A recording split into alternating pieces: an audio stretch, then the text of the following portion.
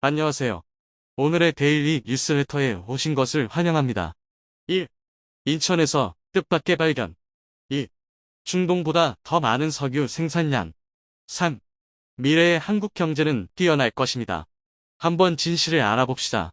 고유가 시대를 살아가는 우리에게 날로 높아지는 기름값은 가정에 엄청난 부담입니다. 인천에서 한국이 평생 써도 모자랄 석유를 만든다? 그런데 최근 인천에서는 조금 과장해서 한국이 평생 써도 모자랄 석유를 만들어내고 있습니다. 이 석유는 잘 다루기만 하면 한국이 평생 써도 모자랄 양이고 어쩌면 중동 국가들보다 더 많은 석유를 확보할지도 모르는데요. 이 기적 같은 상황을 보기 위해 영국 대기업 CEO가 직접 방문, 복전 계약 체결. 중국은 이 기름을 사기 위해 정부가 직접 나섰습니다. 지금 주위를 보면 쓰레기 문제나 공기오염으로 지구는 몸살을 앓고 있습니다. 인간이 생활하면서 발생하는 쓰레기, 즉 폐기물은 날로 증가하지만 분리수거 외에 그것을 처리할 방법은 마땅히 찾기 어렵습니다. 폐기물은 인간의 생활 또는 산업활동 과정에서 발생돼 쓸모 없어진 물질로서 가정에서는 음식물 쓰레기, 음식 포장용기 및 종이 등이 발생하고 산업체에서는 폐목재, 고철, TU, 폐합성 수지, 폐비닐 등등이 발생합니다. 환경부에 따르면 인간이 한평생 살면서 배출하는 생활 쓰레기가 무려 55톤에 이른다고 하는데 산업 구조가 고도화될수록 그 폐기물의 종류가 다양해지고 그 양도 기하급수적으로 늘었죠. 그러나 폐기물 중 특히 플라스틱이나 폐비닐은 재활용이 불가능해 환경에 치명적이지만 이들의 사용 비중은 그 편리함으로 인해 매년 증가 추세에 있습니다. 이런 폐기물을 줄이는 가장 좋은 방법은 아예 사용하지 않는 것이지만 현실적으로 불가능하기 때문에 이러한 자원을 다시 재활용하는 방법을 생각해 볼 수 있습니다. 그런데 만약 이러한 폐기물을 처분해 유용한 자원으로 만들어낼 수 있다면 얼마나 환상적일까요? 가령 폐기된 스마트폰에서 금을 추출해낸다든지 전기차 배터리를 폐기해 하얀 황금이라 불리는 리튬을 추출해낸다든지 하는 방식으로 폐기물을 재활용한다면 새로운 리듬을 채굴하기 위해 소요되는 금전적, 환경적 비용이 절약될 겁니다. 그런데 만약 절대 재활용이 불가능한 폐비닐이나 폐플라스틱을 녹여 석유를 추출할 있다면 어떨까요? 이건 천지가 개벽할 기술이 아닐까요? 그런데 이 기술을 한국의 한 중소기업이 세계 최초로 현실화시켰습니다. 최근 몇십 년 사이 탄소 중립이라는 단어가 전 세계적인 화두로 떠올랐습니다. 대기 중 이산화탄소 농도 증가를 막기 위해 인간 활동에서 발생하는 배출량은 최대한 감소시키고 흡수량은 증대시켜 순 배출량을 제로로 만드는 겁니다. 이산화탄소를 발생시키는 온실가스는 최대한 줄이고 어쩔 수 없이 배출되는 온실가스는 이를 포집하거나 자연에 흡수시켜 실질적인 배출량을 0으로 낮추는 것을 탄소 중립 넷 제로라고 합니다. 이 각 기업과 국가들은 탄소 중립 실천을 위해 이산화탄소 포집, 저장, 활용 기술 시커스 등 다양한 기술을 발전시켰지만 이제는 탄소 중립을 넘어 새로운 자원 확보까지 가능해졌습니다. 영국의 쓰레기 처리 업체로 잘 알려진 세이비엔사 이디어는 런던 증권거래소 에임마켓에 상장된 에너지 효율 기업입니다. 지난 2월 9일 리처드 페르 회장은 영국에서의 모든 활동을 접고 한국에 귀국해 대뜸 인천을 찾았습니다. 그리고는 한국의 중소기업 주도시 유전으로부터 설비를 도입하기 위해 독점 영업권과 판매권 계약을 체결했죠. 사실 설비 하나를 구입하는데 대기업 회장까지 방문해야 하나 싶지만 도시 유전이라는 중소기업의 기술을 사려면 회장급 인사가 오지 않을 수 없었습니다. 세상을 바꿀 기술이니까요. 플라스틱이나 폐비닐과 같이 분해되지 않는 폐기물이 재활용이 완전히 불가능한 것은 아닙니다. 일부는 이 플라스틱이나 폐비닐 중 재활용이 가능한 일부를 세척한 후 이를 녹여 다시 새 제품으로 만들기도 합니다. 그리고 전 세계적으로 석유에서 추출해 만든 이 폐기물을 불에 녹여 다시 원료 또는 유류로 유화하는 기술이 연구 중이지만 환경오염물질 배출과 고비용이라는 치명적인 단점을 해결하지 못한 상황입니다. 만약 400도 이상의 열을 통해 플라스틱과 폐비닐을 녹이면 이 열을 가하기 위한 화석 연료가 필요하고 이들을 녹이는 과정에서 또 다른 환경오염물질이 발생됩니다. 그러나 도시유전은 이 두 문제를 해결했습니다. 이를 태우는 방식이 아니라 파장을 통해 낮은 온도에서 녹이는 방식을 세계 최초로 개발했기 때문이죠. 도시유전의 정명훈 대표가 개발한 파동에너지를 이용한 폐플라스틱 분해 처리 기술은 세계 최초로 열분해 기술이 아닌 파장을 이용해 폐플라스틱을 분해하는 원천 기술입니다. 자체 개발한 세라믹 볼에서 발생된 파장으로 플라스틱과 비닐을 분해한 후 다시 원래 모습인 석유로 되돌리는 기술인데요. 플라스틱이나 비닐이 석유에서 추출된 납사 등으로 만들어지는데 이를 다시 석유로 되돌린다는 것은 불가능해 보였지만 정영훈 대표는 이를 분자 고리를 끊어라는 기술로 해결했습니다. 간단히 공정을 살펴보자면 우선 폐플라스틱 및 폐비닐 등 원료를 특수 용기에 담아 원형 탱크로 투입 시입니다. 이 원형 탱크에는 특수 설계된 세라믹 볼로 잔뜩 채워진 설비가 장착되어 있습니다. 이 세라믹 볼이 중요한 도구입니다.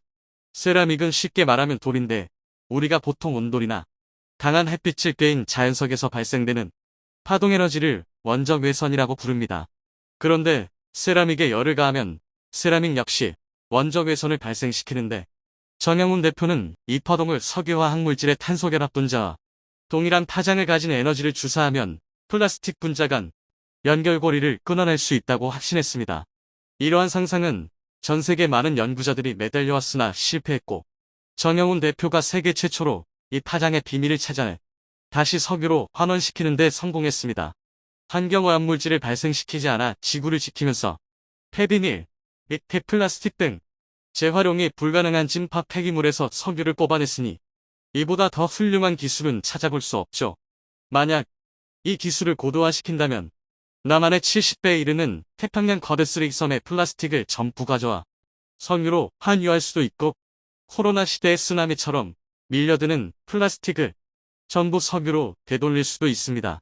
이렇게 환원된 석유는 산업화 시설에 재투자할 수 있기 때문에 어쩌면 유전보다 더 확실한 석유 확보 방법이 될 수 있습니다.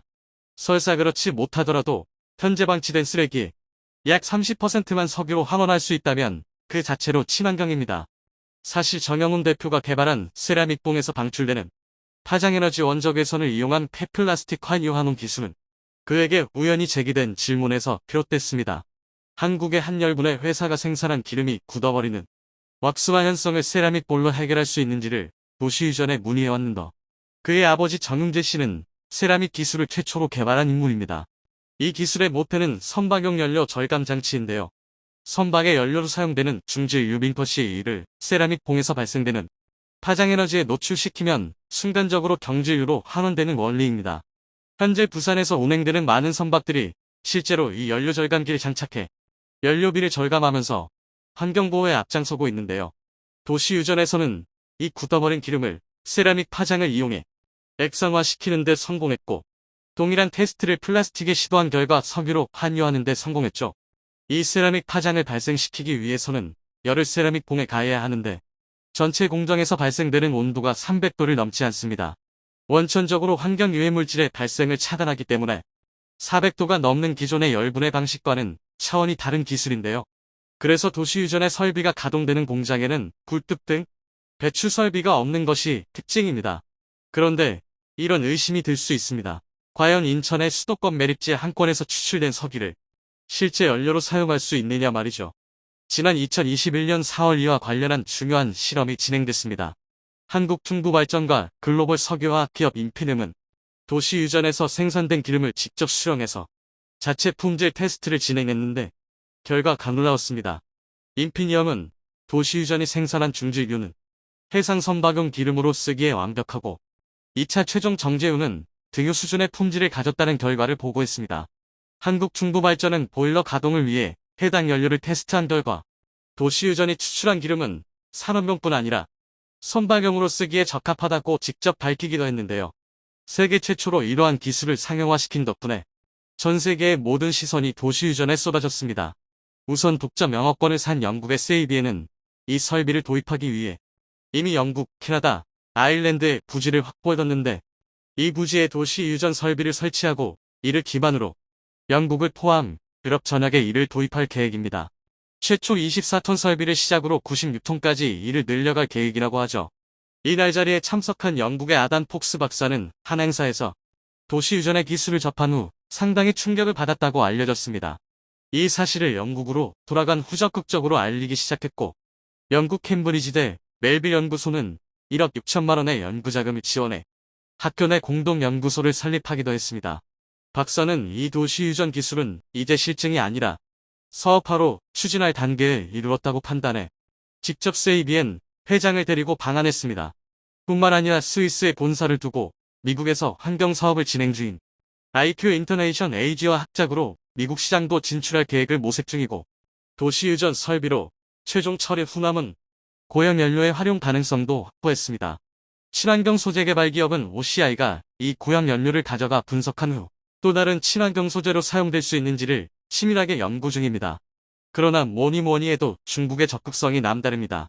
중국 국무원 산하 중국통용기계공정유한공사는 중국 내에서 어마어마하게 쏟아져 나오는 폐비닐과 폐플라스틱 문제를 해결하기 위해 협력 약정을 체결하기도 했습니다. 정영훈 대표의 인천 서구 수도권 매립지 공장에서는 매일 6톤의 폐플라스틱을 석유로 환원하고 있습니다. 이를 통해 매일 2,400-5,400리터를 추출해내고 있죠. 생산량이 2배 가까이 차이 나는 것은 플라스틱 상태에 따라 수율이 다르기 때문입니다. 최소 40%에서 최대 90%까지 차이가 나니까요. 그가 개발한 플라스틱 및 폐비닐을 활용한 석유 환원 기술은 한국의 입장에서는 환경을 보호하는 유일한 방법이자 획기적인 석유 확보 방법입니다. 그동안 한국은 석유를 중동에 의존해왔고 세계적인 경제 흐름에 영향을 받아 휘둘려왔습니다.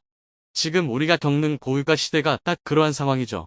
그러나 만약 이 기술을 고도화시키고 발전시켜 더 완성시킨다면 최근 미국은 자국 우선주의 정책을 더욱 강화하고 있지만 그 여파로 동맹국들의 경제적 손실이 눈덩이처럼 불어날 수도 있다는 점에서 많은 우려가 나오고 있습니다. 특히 미국은 코로나 상황으로 침체된 경기를 부양하기 위해 막대한 달러를 풀어 초저금리 상황을 만들면서 위기를 넘겼습니다. 하지만 시중에 풀린 막대한 달러는 물가 상승 즉 인플레이션을 발생시켰습니다. 문제는 인플레이션으로 인해 생기는 다양한 사회 구조적인 문제들을 근본적으로 해결하기 위해서 인플레이션 감축법 예라를 통과시켰다는 점입니다. 결론부터 말하자면 미국 내 제조업을 부흥시켜 일자리와 경제 선순환 구조를 만들어 어떤 경제적 위기라도 극복할 수 있는 국가의 기초 체력을 기르자는 목적인데요. 인플레이션을 억제하기 위한 금리 인상을 단행해 달러화의 가치를 높여 타국으로 인플레를 수출하고 있다는 점입니다. 물론 이런 정책들은 미국 자국에겐 매우 이익이며 얼마 전까지 사상 최저 지지율을 기록하던 바이든 대통령은 이번 정책으로 전환점을 맞이하여 높아진 지지율로 국정 운영에 탄력을 받고 있습니다. 하지만 바이든 행정부와 집권 초기부터 픽업되던 사우디아라비아에선 바이든 정부의 인플레이션 감축 정책 일하에 정면으로 반기를 들며 석유 감산에 천명했습니다. 석유 수출국 기구 오펙의 대장국인 사우디가 미국의 정책에 전면적으로 반대를 하게 되면서 이라의 최대 피해국이 되었던 한국이 가장 큰 혜택을 보게 될 것이란 전망이 나오는데요. 경제 전문가들은 이번 소식에 사우디에서 한국을 위한 구원투수로 나섰다고 보고 있는 상황입니다. 사우디아라비아의 석유 감산 소식이 미국 정치와 국제 정세에 어떤 영향을 주게 되는지, 미국 현지 자동차 시장에서 전기차 부문 2위를 기록 중인 현대기아를 겨냥한 인플레이션 감축 법안 일하의 부당함은 널리 알려져 있습니다. 미국 현지에서도 동맹국인 한국과의 관계를 고려해 일하 법안을 수정하자는 움직임이 일어나고 있으며 조지아주의 원업 상원의원은 현대기아 자동차가 보조금을 지급받을 수 있도록 일하 개정법안을 발의했고 거기에 미국 재무부에서도 한국산 전기 차량에 대한 세액 공제 지침 마련을 신설하는 등 한국의 입장을 이해하고 신규 정책에 적극 반영하겠다는 태도를 보이고 있습니다. 미국의 의회와 관계부처에서 한국산 전기 차량 보조금 문제를 해결하려는 가운데 미국의 카밀라 해리스 부통령까지 이런 흐름에 가세했습니다. 해리스 부통령은 지난주에 열린 한국 국무총리와의 회담에서 한국산 전기차 보조금 문제를 확실하게 인지하고 있고 이를 해결하기 위해 다방면에서 노력 중이라며 한국 측과 확대 대화를 실시하겠다는 의사를 표명했습니다. 지난달 일하 통과 직후 미국이 보이던 냉랭한 태도와는 사뭇 달라진 상황인데요. 이렇게 갑자기 태도 변화를 보인 이유가 있습니다. 오래전부터 중동 지역의 패권을 원하던 사우디는 이란 견제라는 공동의 가치관을 가진 미국과 혈맹에 가까운 좋은 관계를 유지하고 있었습니다.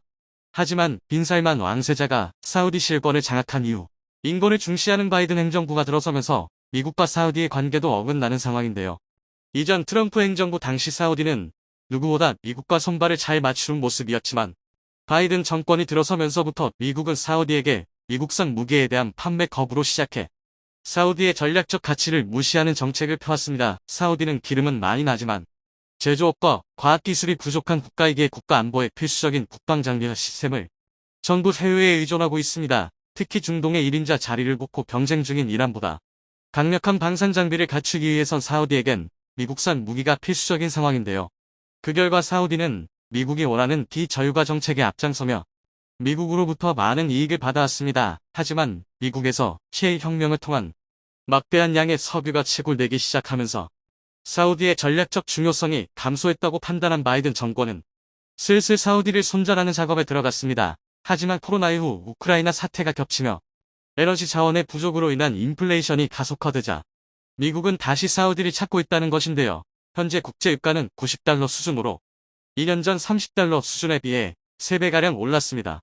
모든 산업활동과 경제활동의 기초가 되는 에너지 가격이 오르게 되면 곡물 가격부터 축산물 가격까지 인상되고 이로 인한 유통물류의 가격도 오르면서 모든 물가가 도미노처럼 오르게 되기에 물가 상승, 인플레이션을 억제하기 위해선 유가 하락이 필수적인 상황입니다. 그런데 그동안 미국의 편에서 미국의 의도대로 석유 생산량을 조절하던 사우디는 석유를 증산하여 물가를 낮추자는 미국의 의도와는 다르게 석유를 감산하여 국제 유가를 높이겠다는 결정을 내렸습니다. 이에 석유 수출국 기구 오펙과 러시아는 사우디의 결정에 환영한다는 입장을 내면서 잠시나마 안정을 찾았던 유가는 다시 상승할 기미를 보이고 있는데요.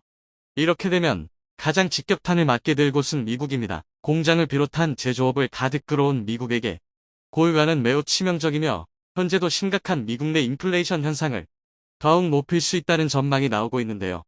여기에 바이든 행정부가 야심차게 준비했던 인플레 감축법 일화마저 완전히 무용지물 된다는 것입니다.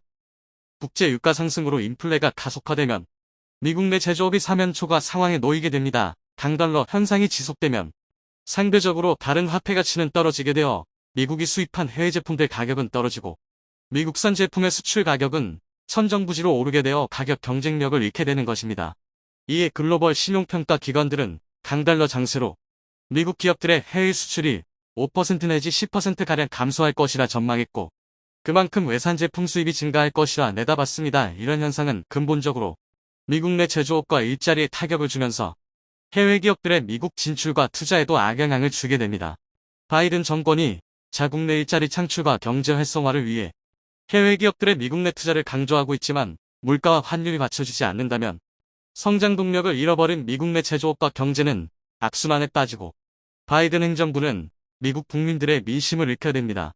상황이 이렇다 보니 앞서 말했던 것처럼 미국 내 일자리 창출과 제조업 발전에 기여하는 현대기아 자동차에게 보조금 지급을 제기하는 법안을 새롭게 발의하고 있는 상황입니다. 이렇게 미국 내 경제 전망이 여의치 않자 미국 내 글로벌 기업들이 발빠르게 움직이며 한국으로 투자 거점을 옮기고 있습니다. 글로벌 반도체 장비의 1위 기업이자 반도체 원천 기술을 보유한 핵심 기업인 어플라이드 머터리얼즈와 듀폰, 인테그리스 등 세 곳의 기업이 반도체 소재와 부품 장비에 대한 연구 개발 센터를 한국에 신축하기로 투자를 예고했습니다. 이번 투자로 인해 한국이 반도체 허브국으로 부상한다는 전망이 나오는 가운데 반도체 노광 장비에서 독보적인 위치에 있는 네덜란드의 아즘과 도쿄 일렉트론텔 그리고 랩리서치까지 반도체 핵심 기업들이 한국의 투자를 본격적으로 늘리고 있습니다. 솔리드 에너지 시스템은 차세대 전기차용 리튬 메탈 배터리를 연구 개발하기 위해 한국의 RD센터를 신축하고 보그워너그룹은 전기차 구동모터 연구 개발을 위해 한국의 센터를 신축한다는 입장입니다. 한국이 앞으로 다가올 4차 산업혁명 시대에도 반도체와 전기차 배터리 분야에서 주도권을 쥐게 될 것을 예상한 글로벌 기업들의 투자 금액은 이미 수십억 달러가 넘은 것으로 확인됐는데요. 특히 미국이 자국 내 투자를 확대하는 기업들에게 막대한 보조금과 인센티브를 주겠다고 선언해도 한국에 투자한 수많은 첨단 기업들에게 매력적인 투자 환경을 조성하기 위해 우리나라 산업부 차원에서 투자 인센티브를 강화하고 글로벌 표준에 맞지 않은 규제를 철폐하겠다는 입장을 밝혔습니다. 반면 인플레 감축법을 신설하며 미국을 믿고 투자했던 동맹국들의 기업에게 커다란 뒤통수를 선사했던 미국은 반도체와 배터리 핵심 기업들의 투자를 한국에 넘겨주게 된 상황이며 미국에 투자한 제조업체들의 신뢰마저 한순간에 잃어버리게 된 상황입니다. 미국의 이번 정책은 시작부터 많은 우려를 낳았지만 결과도 그리 좋지 못할 것으로 보이며 석유 감산을 주도해 물가 상승과 인플레이션 악화를 노리는 사우디를 향해 경고의 메시지를 내놓고 있습니다. 사우디의 빈살만 왕세자는 이번 유가 상승을 주도해 미국 내 바이든 대통령의 지지율을 떨어뜨리고 중간 선거에서 좋은 결과를 내지 못하게 만들어 결과적으로 트럼프 행정부의 재집권을 유도하고 있습니다.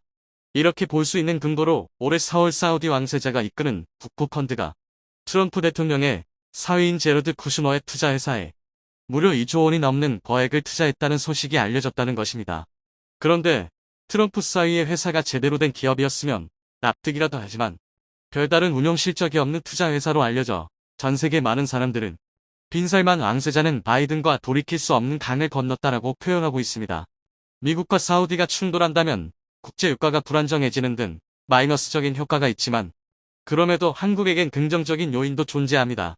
중동 패권을 장악하고자 하는 사우디에게 미국산 무기를 판매하지 않으면서 사우디는 자국을 지킬 방산 장비를 한국산으로 채우고 있는 상황이기 때문입니다. 사우디와 적대관계에 있는 이란이 대륙간 탄도미사일과 핵개발을 천명하자 사우디 측에서는 이를 방어할 요격 무기 구매를 원했습니다. 트럼프 행정부 당시에 사우디에선 미국의 사드 보고도 미사일 방어 시스템을 44대나 배치하면서 16조 원을 투입했지만 바이든 행정부가 들어서면서 마찰이 생기자 지난해 미국은 사우디에 배치된 사드를 전면 철수하며 사우디의 대공 방어 체계에 구멍이 생겼습니다. 이에 다급해진 사우디는 한국의 패트리어트라고 불리는 천공 대공 미사일을 1조 원 어치 넘게 구매한 것으로 알려져 국방부 제공. 현대차는 도요타를 절대로 따라잡지 못할 것이라 자신했던 일본인들이 최근 나타난 놀라운 상황에 대충격을 받고 있어 화제입니다.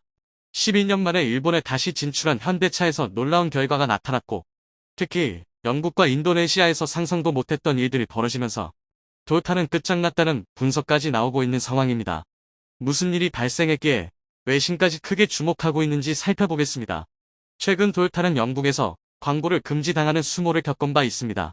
도요타의 스포츠카 브랜드 GR 차량 3대가 줄지어 주행하는 이미지가 실렸는데 헤드라인 문구 중 대 GR 필링 등이 문제가 됐던 것입니다. GR은 모터 스포츠 가주, 레이싱의 약어에서 착안한 문구입니다. 그런데 영국 측은 GR이 엔진의 으르렁 소리를 연상시킨다 며 과속을 유발할 수 있음을 지적했고 해당 광고는 신문뿐 아니라 모든 매체의 게재가 중단된 상태입니다. 게다가 비슷한 광고에 대한 금지까지 내려져 도요타가 크게 당혹해하고 있습니다. 이는 도요타가 내세우는 엔진 기술의 상징성을 완전히 붕괴버렸다는 설명입니다. 분석가들은 도요타의 갑질 행동에 영국이 강력 반응한 것이란 의견을 내놓고 있습니다. 영국 정부의 넷제로 정책에 도요타가 반기를 들었기 때문입니다. 영국 정부는 2030년부터 휘발유와 디젤 차량 판매를 금지하고 2035년부터는 하이브리드차 판매를 금지한다는 발표를 한 바 있습니다. 이를 지키지 않을 경우 막대한 벌금 2발을 예고한 것입니다. 이에 도요타는 강력 반발했고 영국 내 제조를 중단하겠다는 위협을 했습니다. 도요타는 과거 27억 5천만 파운드를 들여 영국에서 네 번째로 큰 자동차 공장을 지었고 현지에서 3,000명의 직원을 고용하고 있는 상태였습니다. 그런데 일순간에 3,000명을 해고하겠다며 영국을 압박한 것입니다. 도요타는 영국에서 연간 13만 대의 차량을 생산해 주변국 등으로 수출해왔습니다. 영국으로서도 도요타의 압박은 무시할 수 없는 내용이었죠. 하지만 영국 정부는 도요타 광고까지 급제하며 강력 대응을 예고한 상태입니다. 이런 상황에 이미지가 크게 높아지고 있는 기업은 바로 현대차 그룹입니다. 일찌감치 전기차를 내놓으며 영국 내 정책을 따라가는 모습을 보였기 때문입니다. 최근에는 영국 시장 진출 이후 처음으로 두 자릿수 점유물을 기록하기도 했습니다. 1982년 영국의 포니를 첫 수출한 이후 40년 만에 두 자릿수 점유물이 된 것입니다. 8월까지의 점유율은 12.5%로 지난해 대비 3.4% 더 높아진 것으로 나타났습니다. 고급 브랜드인 제네시스 판매량 또한 7배나 늘어난 상태입니다. 반면 도요타는 7%, 현다 2.6% 등 일본차 점유물은 쑥대밭이 되고 있습니다. 파이낸셜 타입스 등 영국 언론들은 현대차를 부각시키는 기사를 쏟아내고 있습니다. 테슬라와 현대차 그룹의 관계를 과거 애플과 삼성전자에 비유하면서 말입니다. 2010년 세계 스마트폰 시장에서 삼성전자 점유물은 6% 미만이었고 애플이 20% 이상 앞서고 있었지만 삼성이 갤럭시 출시 2년 만에 애플을 추월했던 부분을 예로 든 것입니다. 외신은 현대차가 향후 테슬라를 제치고 전기차 부분 1위에 오를 가능성도 언급하고 있습니다. 현대차는 미국 전기차 시장에서 테슬라에 이어 2위를 한 바 있습니다. 그리고 유럽 전기차 시장 점유율도 12%에 이른 상황입니다. 그런데 최근 인도네시아에서 벌어진 일은 일본을 더욱 충격에 빠뜨리고 있습니다. 현대차의 인도네시아 생산 규모는 일본보다도 꺾어버린 것으로 나타났습니다.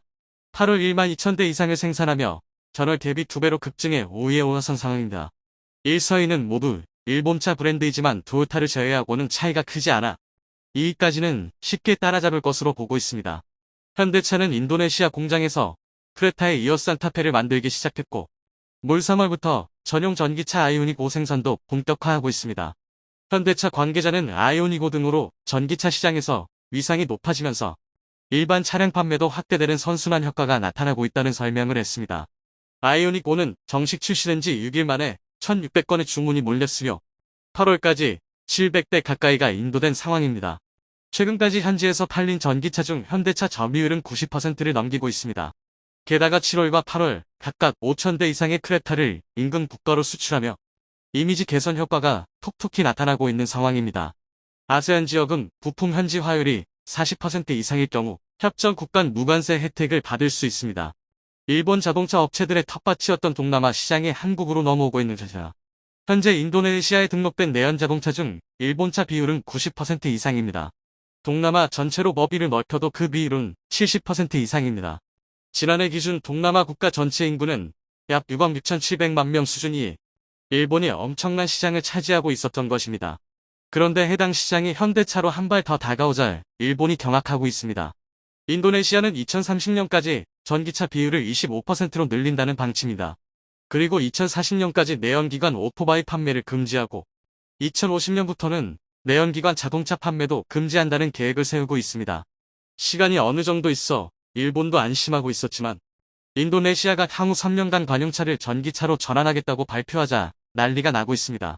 전기차를 비롯한 전기 오토바이, 전기버스 등 89만 2천 대를 관용차로 조달하겠다며 이를 실현하기 위한 연간 예산을 약 4조 원 이상 책정했기 때문입니다. 현대차 공장이 위치한 지자체가 이미 아이오닉 5를 관용차로 선정한 만큼 향후 추가적인 수주전에서 현대차가 우위를 차지할 것이란 분석입니다. 해당 소식은 일본에도 전해져 큰 충격을 주고 있습니다. 그동안 일본차를 주로 활용해왔는데 이제는 현대차로 넘어가게 생겼다며 아우성을 치고 있는 상황입니다. 이에 도요타 등 일본차 업체들의 호소도 커지고 있습니다. 도요타는 인도네시아 정부가 전기차 투자에 대한 우리의 진지함을 알아주길 바란다는 성명과 함께 2027년까지 18억 달러 2조 5천억 원 규모의 투자를 진행하겠다는 발표를 했습니다. 미쓰비시 또한 2025년까지 6억 7천만 달러 상당을 투입하겠다는 계획입니다. 하지만 상황은 현대차에게 훨씬 유리하게 돌아가고 있습니다. 인도네시아가 내년부터 전기차의 보조금 지급을 결정해 현대차가 최대 수혜기업으로 떠오르고 있기 때문입니다. 심각한 대기 오염 문제를 해결하기 위해 보조금 지급을 앞당겼다는 설명입니다. 대기질 분석업체인 IQ에어에 따르면 전 세계 117개국 중 인도네시아는 17번째로 오염률이 높은 것으로 확인되고 있습니다. 수도 자카르타의 경우 초미세먼지 농도는 WHO 공고 기준보다 8배나 높은 상태입니다. 이런 상황에 적극적으로 보조금을 쏟아부어 게임체인저 역할을 기대하고 있는 것입니다. 이에 따라 2025년까지 250만 대의 전기차를 보급하겠다는 계획입니다. 인도네시아는 현재 국가 수도를 자카르타에서 보르네오 섬의 누산타라로 옮기는 작업을 하고 있습니다. 녹색 도시를 모티브로 오는 2024년 대통령궁 이전 계획을 세우고 있는 상태입니다. 즉 현대 전기차는 누산타라를 기반으로 동반 성장이 기대되고 있습니다. 인도네시아 인구는 2억 7천만 명으로 세계 4위 인구 대국입니다. 풍부한 노동력뿐 아니라 소비시장이 형성될 가능성도 높습니다. 이런 상황 때문인지 인도네시아는 한국에 환심을 사려 사활을 걸고 있는 상태입니다. 최근 자카르타에서 열린 개천절 행사에 현직 장관이 5명이나 참석하기도 했습니다. 통상 각국 대사관에서 진행하는 국경 행사에는 장관 1명 정도가 참석하는데 한국의 중요성을 인지한 인도네시아가 5명의 장관을 파견했다는 설명입니다. 정의선 회장은 2018년 이후 조코위 대통령과 총 6차례 만남을 가진 바 있습니다. 7월 조코위 대통령의 방한 때도 따로 만남을 가졌을 정도입니다. 이런 관계를 바탕으로 향후 더욱 가파른 성장이 예상되고 있습니다. 그런데 현대차는 일본 내에서도 놀라운 반전을 일으킨 상황입니다. 한 달 동안 일본 시장에서 150대에 가까운 전기차를 판매했던 것입니다. 세 자릿수 판매량을 기록한 것은 일본 재진출 12년 만의 일입니다. 외신들은 절대 판매량 자체는 아직 적지만 전기차 선호도가 낮은 일본 시장에서 판매량이 서서히 늘고 있다는 점은 고무적이라는 설명을 했습니다. 지난달 147대로 껑충 뛰어오르는 모습을 보였기 때문입니다.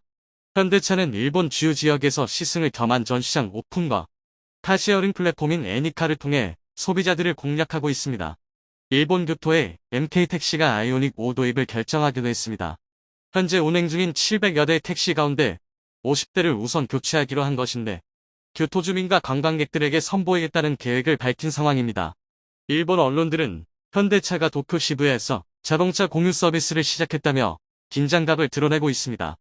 현대차는 일본에서 연간 1,000대 이상 판매를 기대하고 있습니다.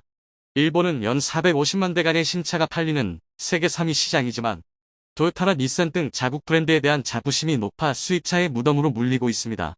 하지만 전기차에 있어서는 토요타가 무덤이 되고 있는 상태입니다. 최근 토요타가 야심차게 내놓은 첫 번째 전기차 BZ4X는 타이어 볼트가 풀려 빠지는 문제로 대규모 리골에 들어가기도 했습니다. 볼트를 더 조이지 부품 교체가 필요한지를 두고 검토에 들어갔는데 3개월간의 분석을 거쳐 결국 부품 교체를 결정한 것으로 나타났습니다. 이달 26일 다시 시장에 내놓을 예정인데 결정이 늦어진 이유로 부품을 새로 만드는데 시간이 걸렸기 때문이라는 황당한 설명을 했습니다. 새로 설계한 볼트로 교체하는 것 외에 특별한 작업이 없었는데 말입니다. BZ4X는 전 세계적으로 2,700대 정도가 팔렸고 이미지에 큰 타격을 입은 상태입니다. 유럽 2,200대, 북미 280대, 일본에서 110대 등을 팔았던 것입니다. 하지만 현재는 팔리지 않을 것을 각오하며 구독 서비스에만 집중하고 있습니다. 구독 계약금도 기존의 절반인 38만 5천엔으로 내렸고 몰 이용료는 10만엔 이상에서 약 1,100엔 할인을 내걸고 있는 상태입니다. 하지만 일본인들의 불만은 끊이질 않고 있습니다. 불량 발견 후 해결까지 3개월이나 걸리다니 한심하다. 월 10만엔을 계속 지불할 여유가 없는 이가 태반이라 사용자가 없을 것이다, 이런 반응입니다. 이런 와중에 국내 완성차 업체들은 놀라운 실적을 보이고 있습니다. 현대차의 올 3분기 판매량은 102만 대로 전년 동기 대비 13% 늘어난 상황입니다. 특히 9월 판매량 35만 5천 대는 전년 동기 대비 24% 증가하기도 했습니다. 이에 차량용 반도체 수급 문제가 해소된 것 아니냐는 분석이 나오고 있습니다. 인플레법 여파에도 현대차의 9월 미국 판매량은 11%나 늘어났죠. 투싼과 산타페 등의 선전으로 전기차의 부진에도 미국에서 5만 9천 대를 판매한 것입니다. 현재 미국에서의 재고 일수는 최대 1개월 정도로 만들자마자 바로 출고되고 있는 상태입니다. 변화에 뒤처진 토요타? 한국은 토요타를 확실히 압도해 버리길 바랍니다.